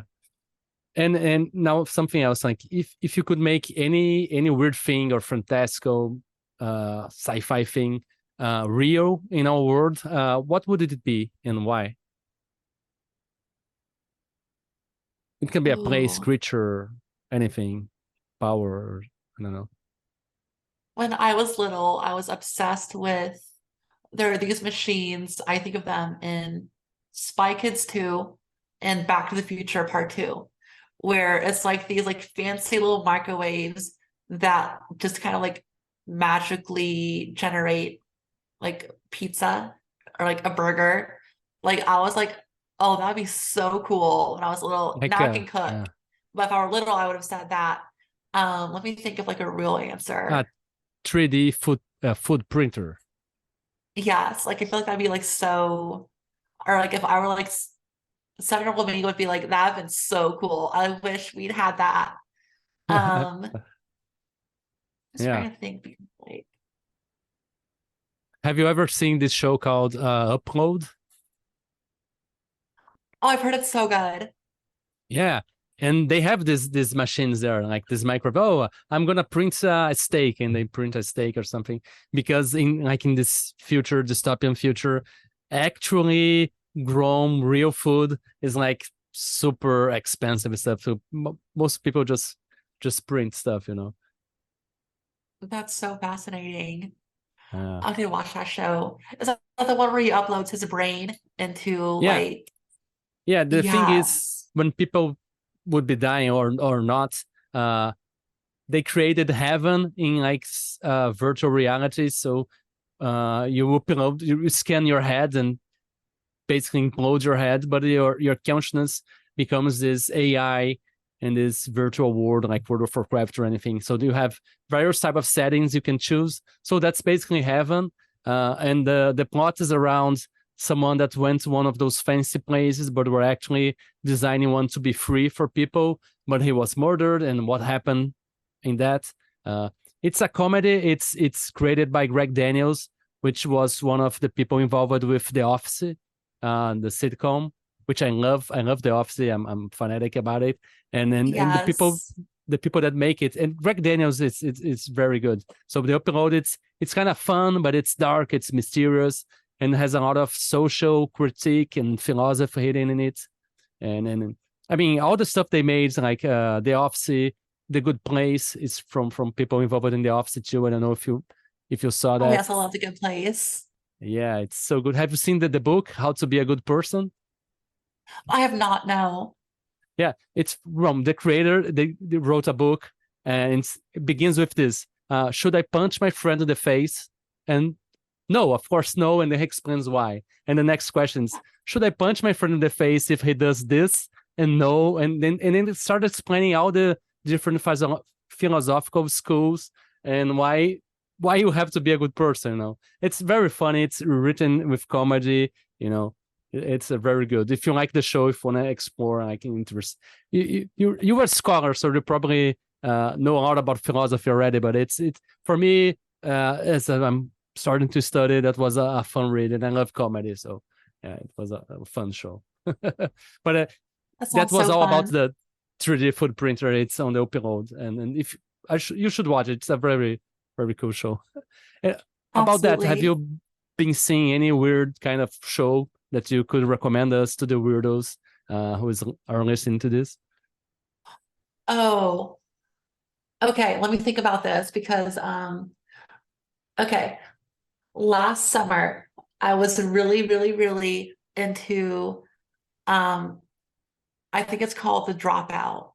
It's what do you call it? It's a drama of Elizabeth Holmes, the CEO of the Theranos Corporation, which claimed to take blood tests and diagnose diseases from like a drop of blood.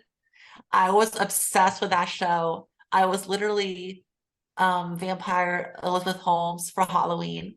Like Wow. I think she's great. The actress, Amanda Seyfried is so fantastic as her. I'm like obsessed with it. As far as other shows go, It's called I got Dropouts, the really name of the show. oh yeah, it's a dropout. Okay, a Dropout. Okay. And I was also really into Barry for a long time, which I'm sure like others were as well. Basically, my partner's mom was watching it one night, and I visit there pretty often. It's like, "Oh, are you watching?" She's like, "Oh, it's Barry." And so it's about this hitman serial killer who tries to quit that life to become an actor. And it's really, Oh really yeah, scary, fun, weird, off-putting. I love it because Bill Hader plays the main character, and I love Bill Hader. yeah. He's Um, very good. Yeah, yes, and he's just such like a weirdo, and he's so I don't know, I love him. Like he's yeah, great in that show. for And it's sure. just like Yeah, really it's. fun, like I heard very great things about this, and then I keep forgetting, but I'm gonna try to watch that one now. It's very very very good. Yeah. yes. The best part to me is that like there are these two gay drug lords who have like a romantic subplot, and it becomes like a major part of the show. One of them's Awesome. like Russian, the other one is Colombian, I think. And so like they're trying to like keep their rival gangs from killing each other while Yeah. also trying to like hit it off. And it's like I love them. It ends sadly. The show is like very, it gets a lot at the end, but it's so like engrossing to watch, I feel like. Yeah, it's on my list for sure. Yeah, I've heard great things, and I love this kind of weird comedies that are more serious and there's just a plot, like that's happening with Upload, like with, I don't know if you heard about Severance, which is, Yes, I love Severance. yeah, it's dark, but for me it's kind of a dark office because it's fun, but it's a mystery. I'm loving this approach to comedy series that people are taking, and for me it's fun, and you see the people making this like growing with their work, like Severance is directed by Ben Stiller, right? Like a comedy creator, and it's so good. It's fun, but it's so deeper, much more deep than that, you know. It's Exactly. great. I feel like comedians have like a very complex understanding of people. Like what comes to mind for Yeah, me is also like Jordan Peele when you have like Get Out and Nope. Like, you know, like he's a comedian originally, but like now him doing these like super fucked up horror movies are also like social criticisms are like so like fantastic, you know, and it's like I totally agree. Like I love what comedians are doing now to like actually yeah, make these like insane shows and movies. yeah. I mean, I have no comments to say that my work is very influenced by comedians. Like this show is basically wouldn't exist without You Made It Weird by Pete Holmes. It's another podcast, and these talks too are basically influenced for him. But yeah, they're doing great stuff. Like for me, I always say like my creative crush is a comedian called Bo Burnham. I don't know if you know about him. Yes, I Yeah, do. I haven't seen his latest special from a little bit ago, but like I remember watching like been watching all his specials a couple years ago. He's yeah. great. Yeah, it's I have the album there, like the inside one. No Yeah, way. it's a box set Oh set, my and they God. have all this the vinyls. They have different ones, and each one has this acetate covering it. And if you change the acetate, the image behind changes because of the way it was printed, the colors, and it's very fascinating and kind of inspired me to one day maybe do one of those settings with vinyls that people are making for RPGs, and maybe it would change the cover and it would alter the map of the setting somehow. So yeah, like comedy can inspire gaming too. So yeah, That'd be so cool. yeah. And Marshall, for the last question, do you remember the last time you felt really happy and grateful to be here? And if you do, would you mind sharing with us and the readers out there? Let me think about that.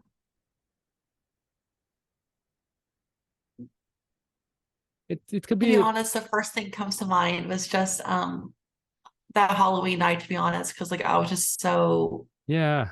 like That's that's happy.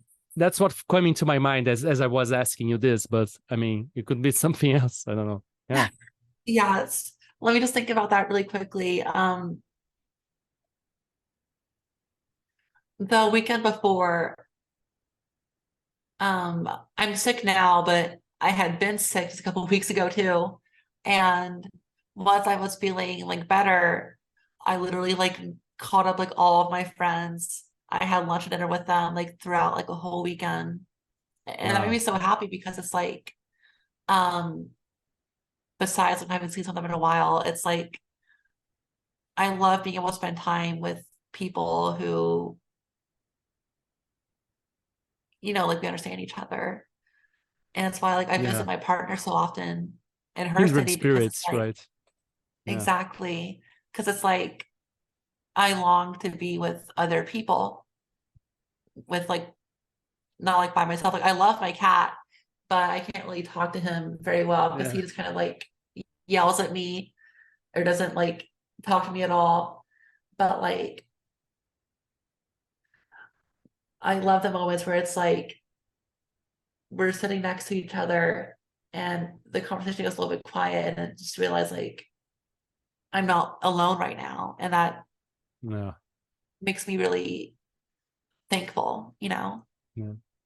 part of something bigger, right? I think that's something that scares us. We think we're isolated, we're so small, but with people who we love, we feel connected to them. So we're bigger. We're not just this one person. We're this community, this group. I think that's kind of comforting in some way, right? Exactly. And that's what I think like motivates me a lot. Yeah. Well, Marcia, those were basically all my questions. I'm very grateful for you being here. Grateful to finally put your face to your name and talk to you and connect with you a little bit. And we talked about a little bit of our cats. I even thought we were going to talk more about them. I have this one here that wants to get out. But I have 3 more at home. If I ever want to talk about cats, I love cats. I had 6, but unfortunately, some of them died.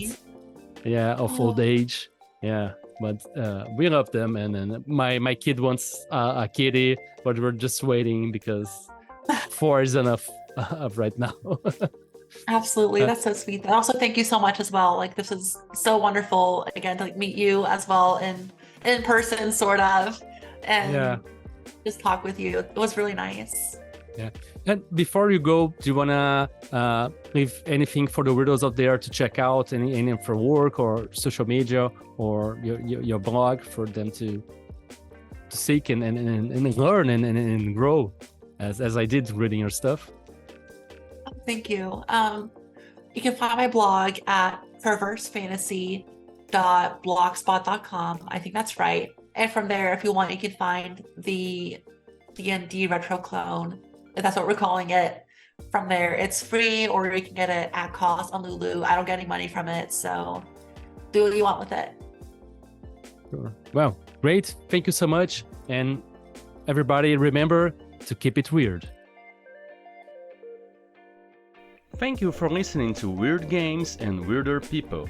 If you'd like to keep up with the show, please subscribe to be notified when we release new episodes. If you'd like to support us, please leave a review or head on to code-fi.com/WGNWP. See you next time, and remember, weird is the new wonderful.